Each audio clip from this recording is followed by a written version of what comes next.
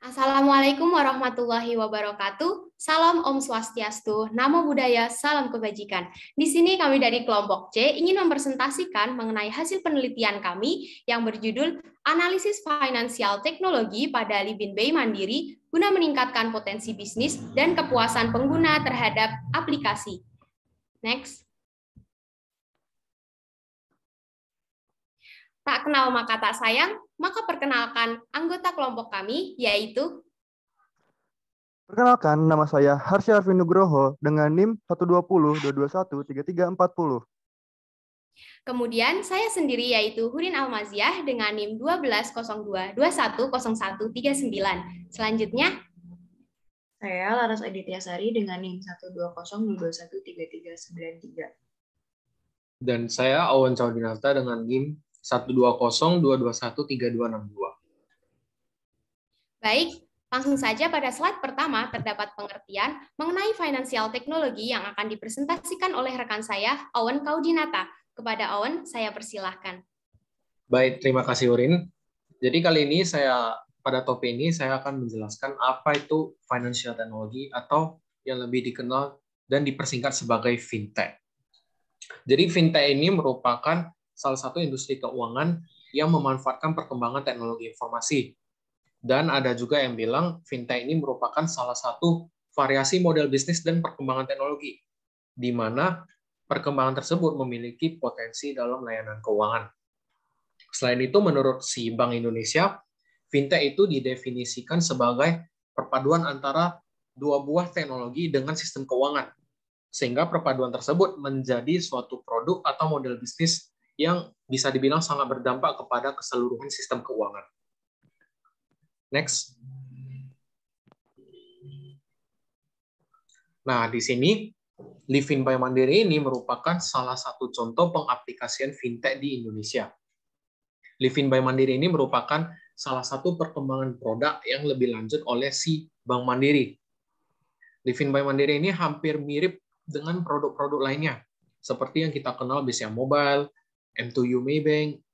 Karena kenapa? Karena konsepnya hampir mirip, karena sama-sama berbasis e-mobile. Boleh di next? Nah, tentunya dalam fintech ini kita memiliki yang namanya proses bisnis. Setiap startup fintech pasti memiliki sebuah proses bisnis. Nah, proses bisnis ini merupakan salah satu faktor penting dalam fintech untuk menuju kesuksesan.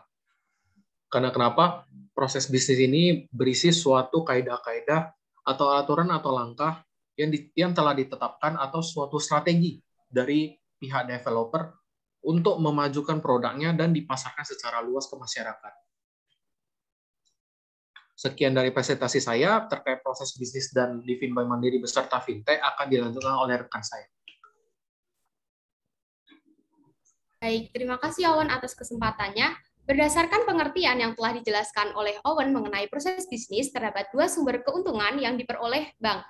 Pertama, yaitu spread-based income merupakan suatu cara bank untuk mendapatkan keuntungan yang didapatkan melalui kegiatan penghimpunan dan penyaluran dana. Misalnya, dari selisih antar bunga simpanan dan bunga pinjaman.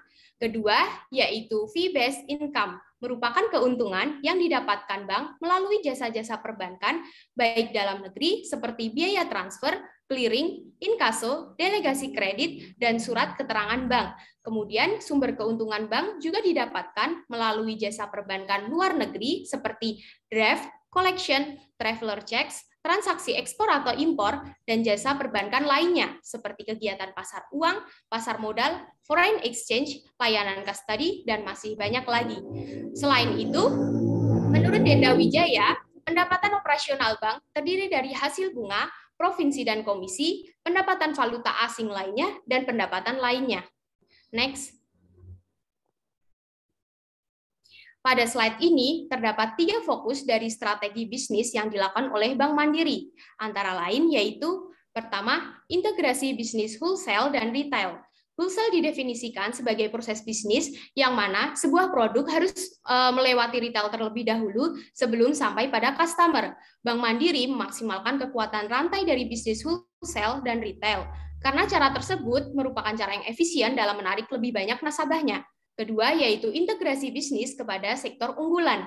Bank Mandiri mengoptimalkan proses bisnis di sektor unggulan dengan tujuan agar dapat menghasilkan kualitas kredit yang cukup baik. Yang terakhir yaitu akselerasi digital. Bank Mandiri mengembangkan solusi digital, modernisasi channel, perbaikan proses, serta meningkatkan kapabilitas core banking. Next. Bank Mandiri juga melakukan beberapa strategi dalam menghadapi persaingan di era digital, sekaligus menghadapi tantangan bisnis dengan perubahan yang signifikan. Berdasarkan BUMN Info, Direktur Manajemen Risiko Bank Mandiri, yaitu Ahmad Sidik Bahrudin, memaparkan terdapat dua strategi yang dilakukan oleh Bank Mandiri. Yang pertama yaitu Bank Mandiri memaksimalkan AI atau Artificial Intelligence, yaitu kecerdasan buatan sebagai pengambilan keputusan bisnis, pemasaran, dan kampanye kepada nasabah. Kemudian, Bank Mandiri juga mengembangkan produk digital native sebagai metode pengembangan produk-produk yang dapat menyajikan kualitas layanan perbankan secara maksimal. Contohnya yaitu online onboarding atau metode pembukaan akun rekening secara online yang tidak mengharuskan nasabah untuk datang ke kantor cabang. Pada slide selanjutnya mengenai user interface akan dijelaskan oleh rekan saya yaitu Harsha Arvin. Kepada Harsha dipersilahkan. Baik, terima kasih Hurin atas kesempatannya. Lalu, saat ini saya akan menjelaskan sedikit tentang user interface atau UI. User interface atau UI misikan cara program dan penggunaan untuk berinteraksi. Istilah UI terkadang digunakan sebagai istilah Human Computer Interaction yang terdiri dari semua aspek interaksi pengguna dan komputer. UI memiliki fungsi untuk menghubungkan atau menerjemahkan informasi antara pengguna dengan sistem operasi. Dengan demikian, UI dapat diartikan sebagai mekanisme interrelasi atau integrasi total dari perangkat keras dan lunak yang membentuk pengalaman berkomputer. Lalu, UI memiliki desain yang berbeda-beda berdasarkan fungsi dan kebutuhannya. UI juga dapat menjadi ciri khas pada setiap produk aplikasi, tak terkecuali pada produk yang telah dikeluarkan oleh Bank Mandiri. UI pada Livin dirancang dengan memperhatikan kenyamanan dan kemudahan bagi penggunanya ketika mengakses aplikasi sehingga mampu mendorong pertumbuhan bisnis menjadi semakin berkembang dan dapat dipercaya oleh pengguna. Lalu pada gambar pertama adalah halaman awal pada Livin Mandiri. Terdapat 4 fitur pilihan yang dapat diakses oleh pengguna, yaitu login, tarik tunai, e-money, dan quick pick login. Login dapat digunakan apabila pengguna masuk ke aplikasi, sedangkan tunai dapat digunakan oleh pengguna apabila ingin melakukan penarikan uang tanpa perlu membutuhkan kartu ATM. Selain itu terdapat fitur e-money yang bisa digunakan ketika penggunaan ingin melakukan pembayaran tol, serta fitur quick pick yang berguna untuk melakukan transaksi ke rekening lain dengan mudah dan cepat. Aplikasi Livin My Mandiri juga menyediakan fitur untuk melihat jumlah saldo tabungan tanpa harus login. Desain dari halaman Livin memberikan kesan yang baik bagi penggunanya. Warna yang digunakan cukup nyaman dilihat dan terdapat perbedaan warna dan icon tombol pada setiap fiturnya. Lalu, yang gambar kedua adalah beranda. Beranda pada aplikasi Livin menyediakan berbagai macam fitur yang dapat menarik pengguna, antara lain fitur transfer untuk mengirim uang pada rekening tujuan, bayar untuk membayar tagihan, top up untuk melakukan isi ulang atau pembelian, lalu QR untuk melakukan pembayaran dengan metode scan QR code yang dimiliki oleh merchant, serta fitur baru yang dikeluarkan oleh Bank Mandiri yaitu investasi, wisata, dan belanja. Lalu, pada gambar ketiga, halaman bayar. Halaman bayar. Menu bayar merupakan fitur yang sering digunakan oleh pengguna selain transaksi utama, yaitu cek saldo, transfer, dan cek mutasi. Pada ini, pengguna dapat melakukan pembayaran tagihan secara online, misalnya membayar tagihan PLN, BPJS, pajak, asuransi, banyaknya. Penyedia layanan m-banking mendesain pengguna tetap merasa nyaman meskipun terdapat banyak tombol pilihan penyedia jasa. Lalu yang boleh next, Laras. Lalu selanjutnya ada halaman investasi. Bank Mandiri terus melakukan inovasi dengan menambahkan fitur baru pada aplikasi Livin by Mandiri. Fitur tersebut adalah investasi yang dirilis untuk meningkatkan kenyamanan dan memberikan kemudahan bagi nasabah dalam melakukan transaksi produk-produk wealth management. Investasi pada aplikasi tersebut sudah dikategorikan berdasarkan capital gain yang didapat sehingga akan memudahkan pengguna dalam pemilihan jenis reksadana. Lalu gambar yang kelima, pesan. Menu pesan pada M-Banking Livin berfungsi untuk melihat riwayat status transaksi sehingga pengguna dapat mengetahui apakah transaksi yang dilakukan berhasil atau tidak. Lalu yang keenam, halaman pengaturan. Pada aplikasi Livin Bank Mandiri, pengguna dapat mengubah password dan nomor handphone pada menu peraturan. Menu ini dirancang agar dapat mengatur beberapa aspek sesuai dengan keinginannya. Karena aplikasi yang berada dalam keadaan default serta dapat diatur secara fleksibel, tentunya akan meningkatkan kenyamanan bagi penggunanya. Lalu yang terakhir ada logout. M-Banking Mandiri menyediakan fitur logout yang dapat digunakan oleh pengguna apabila ingin keluar dari akun. Fungsi dari fitur tersebut adalah sebagai upaya untuk memutuskan atau mematikan aktivitas yang sedang berlangsung. Tentunya hal itu sangat berhubungan dengan keamanan dan keamanan yang membuat akun nasabah dapat terjaga dengan baik. Lalu next.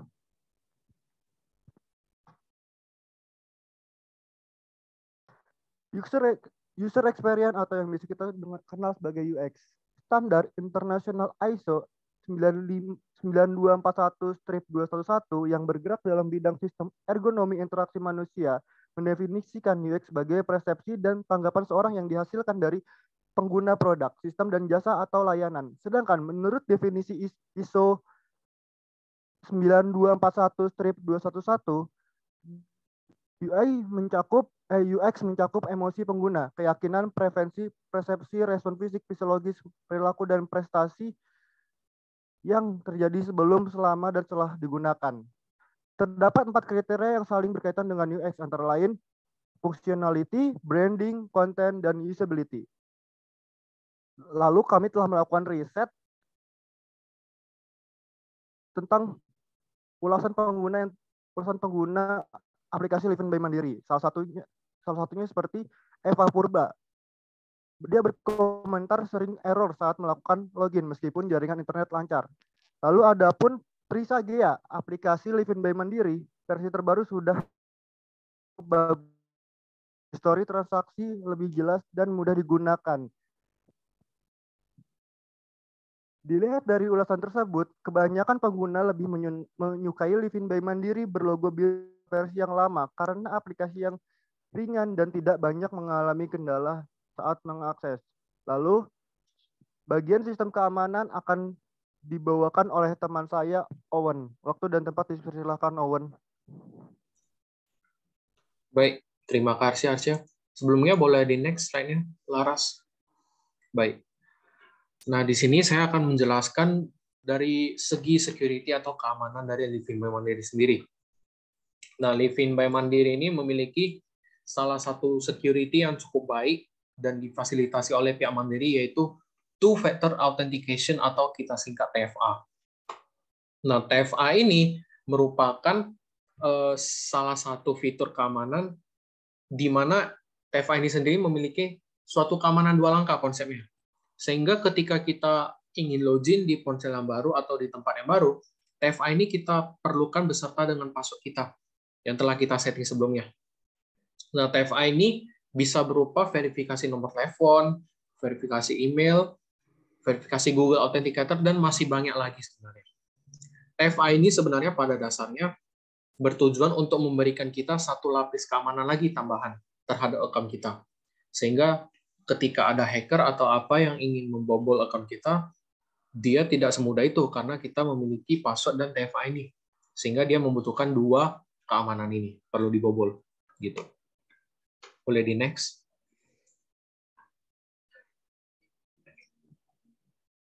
Lalu selanjutnya keamanan yang ditawari oleh Livin Bank Mandiri sendiri yaitu ada MPIN namanya, Mobile Personal Identification Number. MPIN ini merupakan suatu kode biasanya 6 digit yang akan diminta ketika kita melakukan suatu transaksi di dalam aplikasi tersebut. Nah, MPIN ini berbeda dengan PIN. Untuk lebih mudah dipahami, PIN merupakan kode akses kita untuk ke aplikasi itu, sedangkan MPIN merupakan kode akses kita untuk bertransaksi. MPIN ini sebenarnya sama dengan PIN mobile banking lainnya. Sebagai contoh, ketika kita menggunakan BCA, BCA kan lebih sering digunakan. Nah, ketika kita ingin transfer, mau transfer ke rekening lain, mau top up Shopee atau apa, kita membutuhkan PIN yang biasanya 6 digit. Nah, PIN tersebut itu sama dengan MPIN di Livin My Mandiri. Mungkin sekian dari saya, penjelasan dari segi security akan dilanjutkan oleh rekan saya. Baik, terima kasih, Owen. Selanjutnya saya akan menjelaskan beberapa bab. Di sini bab kelima yaitu analisis SWOT. Yang pertama ada strength, yang merupakan keunggulan yang ada di aplikasi Livin Bank Mandiri menurut saya, yaitu di aplikasi Livin Bank Mandiri kita ini bisa menghubungkan semua e-wallet favorit pengguna dalam satu aplikasi, yaitu aplikasi Livin Bank Mandiri. Selanjutnya ada weakness, yaitu kelemahan. Livin Bank Mandiri masih melakukan pemeliharaan jaringan secara berkala yang menyebabkan aplikasinya berjalan lemot atau bahkan tidak bisa berjalan. Lalu selanjutnya ada opportunity. Bank Mandiri yang merupakan pendiri dari aplikasi Livin Bank Mandiri ini memiliki peluang dalam meningkatkan financial inclusion, yaitu perluasan akses layanan perbankan kepada masyarakat yang belum memanfaatkan jasa layanan perbankan. Selanjutnya ada threat, yang merupakan ancaman. Ancaman utama dari Livin Bank Mandiri ini merupakan pesaing, baik dari bank konvensional maupun bank syariah. Fitur-fitur dari pesaing yang semakin inovatif juga merupakan ancaman bagi aplikasi Livin Bank Mandiri. Lalu setelah itu, bab terakhir merupakan solusi dan juga rekomendasi.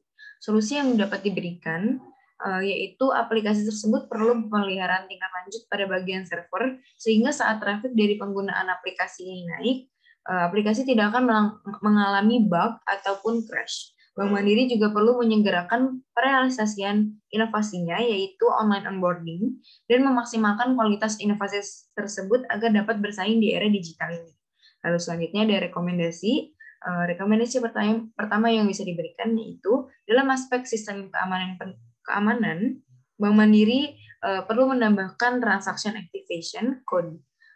Transaction Activation Code atau TAC karena memiliki verifikasi berlapis yang berfungsi sebagai persetujuan pihak ketiga untuk menerima dana dari pihak pertama dengan cara mengkonfirmasi password yang telah diberikan oleh pihak pengirim terlebih dahulu.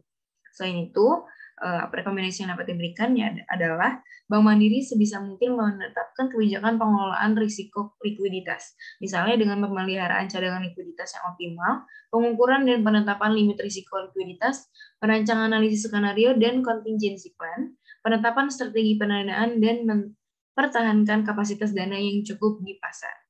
Rekomendasi terakhir yang dapat diberikan yaitu pada analisis SWOT, PT Bank Mandiri Persero atau TBK diharapkan mampu memanfaatkan kekuatan dan peluang yang dimiliki dengan tetap melihat faktor kelemahan dan ancaman.